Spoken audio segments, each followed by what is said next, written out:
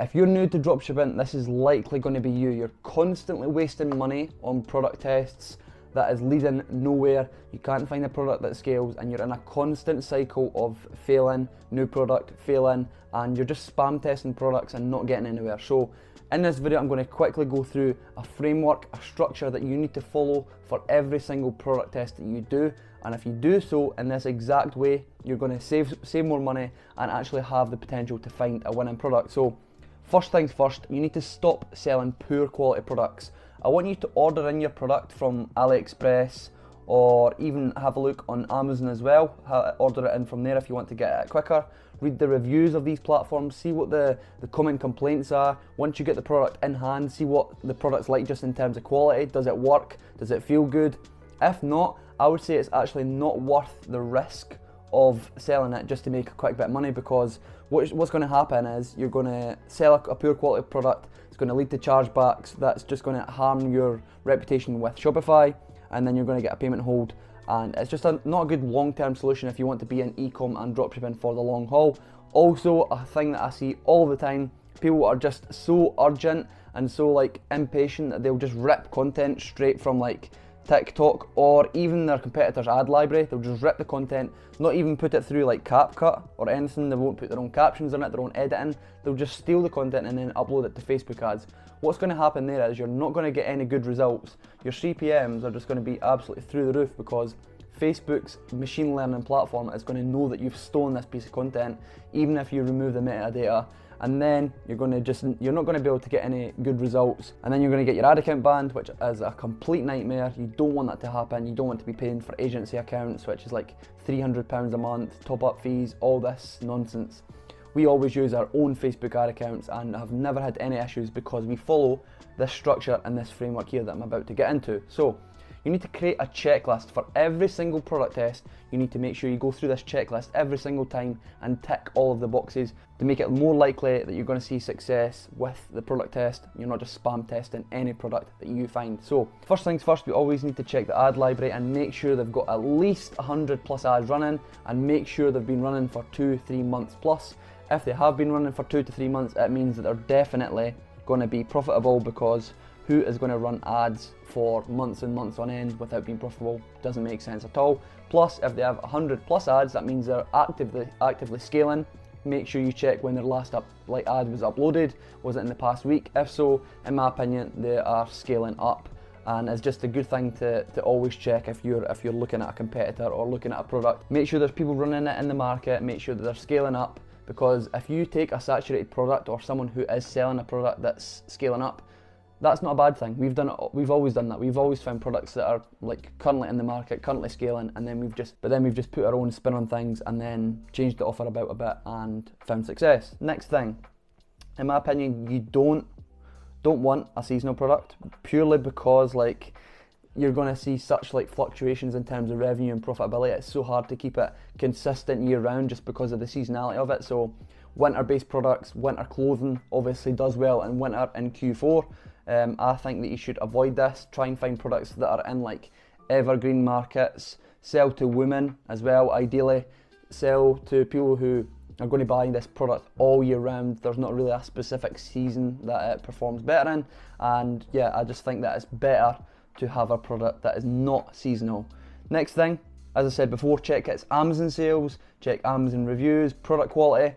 If you type in your product on Amazon, say it is a dropshipping product, if you search for it on Amazon, it is more than likely that people are going to be selling it on there as well. There'll be multiple listings, and you could usually see at the bottom how much they've sold. It'll say like 1k plus sold in past month, 5k sold.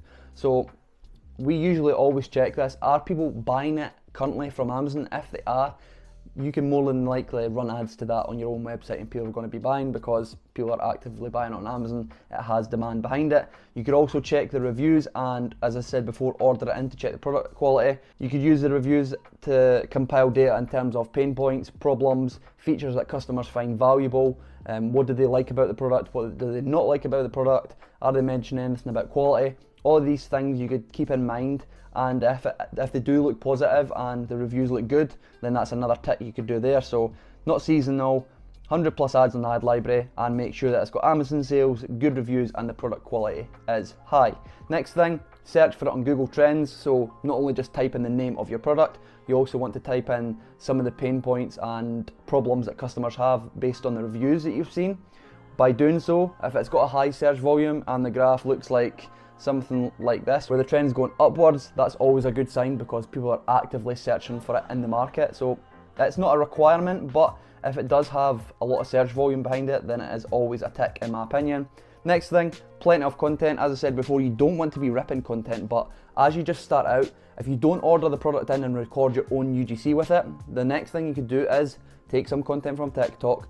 I wouldn't take any content from Facebook personally, but search for your product on TikTok, make sure there's people making videos about it, then you could download 5 to 10 videos and then create your own ads from there. You can just mash them up, put them together, get AI voiceovers to do your voiceovers for these videos. Just make sure that you, although you're going to be taking clips, make sure you edit them together so that it doesn't get any like copyright or people saying that you're stealing content from Facebook ads. It's just not a good path to go down. But make sure there's plenty of content for it on TikTok, essentially. And lastly, you want to make sure it is a problem solver. Obviously, there are lots of products out there, especially clothing, that do particularly well, and you can scale them up very, very fast. But I always like to sell problem-solving products purely because there's multiple angles to market on. There's different like people to sell to. There's just lots more room in terms of marketing that you could have because people are going to have different problems, different pain points. With a non-problem solving product, there's usually only a few different angles that you could do. So I always like to make sure that it is a problem solving product, especially for women because they're the easiest to sell to.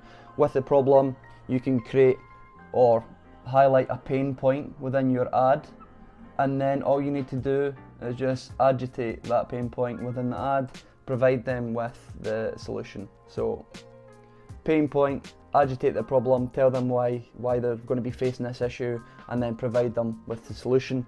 That is the formula and framework that I follow every single time. If these are not all checked, or maybe like 5 out of the 6 are checked, I'm not going to run the product. It's just not worth it, especially in terms of product quality and is there content to actually create the ads for the product as well. Once you have all of this checked off and the product looks solid, all you need to do is recreate their funnel. You don't need to reinvent the wheel, you just need to look at your competitor and copy what's working for them. There's no point trying to create your own offer, trying to do like buy one get one free or any crazy deals. Just find their website, find your competitor and copy their entire funnel and just change the copy and use your own images so you don't get DMCA'd. That's what we always do because if they have an offer and ads that have been running for multiple months, why would you try and change everything about because it's obviously working for them? All you need to do is copy their offer and make improvements. So offer ebooks, video guides, or cheap free gifts that you could throw into the offer, bundle it up so it has a higher perceived value in comparison to your competitors. Next, what customer are they targeting? You need to just look at their website. What kind of copy do they have? What pain points do they bring up? What problems, challenges, and dream outcomes do they have for their customers? Figure out who that is through their ads as well, and then you're just going to copy that, make your own website copy based on that pain point, that problem, and that customer avatar. As I said, by looking at their copy, their messaging, and their images. Next, what kind of landing pages are they running? Is it a listicle, advertorial, or is it just a regular product page? Or they might even have both. You need to go on their ads, click through their ads, see what landing pages each ad's taking you to.